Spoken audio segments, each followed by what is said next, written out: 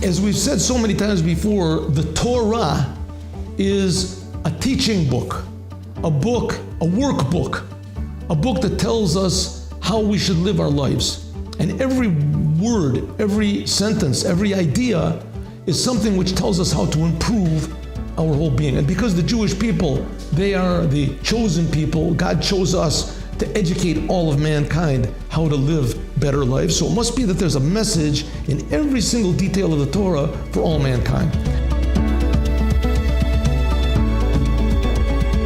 In the end of the book of Genesis, we see that Jacob gathered up all of his children and he blessed them. He gave them blessings. At first glance, it's not exactly understandable why each blessing was different.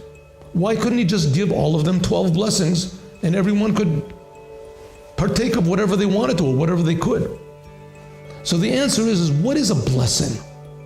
A blessing, according to the teachings of Hasidut, brings out the potential good and the potential holiness and godliness which is awaiting each and every one of us. But it's hidden for whatever reason there is, maybe because we haven't prepared ourselves for it, maybe because there's the detours in the upper spiritual worlds, but a blessing brings it down quickly. Therefore, not everyone can give blessings. The Kohanim, the priests, they were able to give blessings, and Jacob was able to give blessings. The whole idea of a blessing is that there is hidden good inside of each and every person, and that there are special people that can bring this good out. Therefore, we see there's countless stories of the Lubavitcher Rebbe, Rabbi Menachem Schneerson, that he healed people. People wrote into them their names, and he healed them because everyone in their essence is healthy. Health is the thing which is inside of every single human being. Sickness is an extra thing that wasn't supposed to be in the world. In fact, I heard a story about one great rabbi that a woman came to his house in the middle of the night. She knocked on the door and said, "My daughter is going into birth. The doctors don't know what to do. They don't know if they should make an abortion because it's a problematic birth. They say that it could be that she'll die and the child will die." And the rabbi said, "Tell her not to make the abortion. It'll be okay." And she left. Suddenly the rabbi said, "What did I do? How could I have said a thing like that?"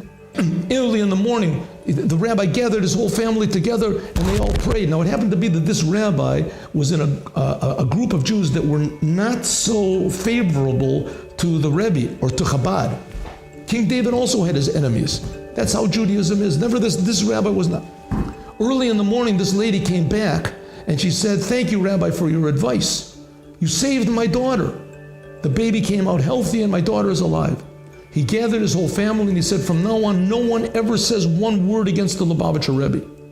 I saved one person's life. I gave health to one person. The whole night I couldn't sleep. And he does it, the Lubavitcher Rebbe, 10 times, hundreds of times every day." The Rebbe had the power to bring out the good hidden. That's called a blessing. So it is to each and every one of us, is waiting for every human being tremendous blessings. But we have to have the right person, and that right person will be the Moshiach. The whole idea of Moshiach is a person that will educate the whole world and bring out the good which is hidden inside of everyone, the health, the happiness, the joy, the meaning inside of every human being in the world. The blessings are waiting. All we need is Moshiach now.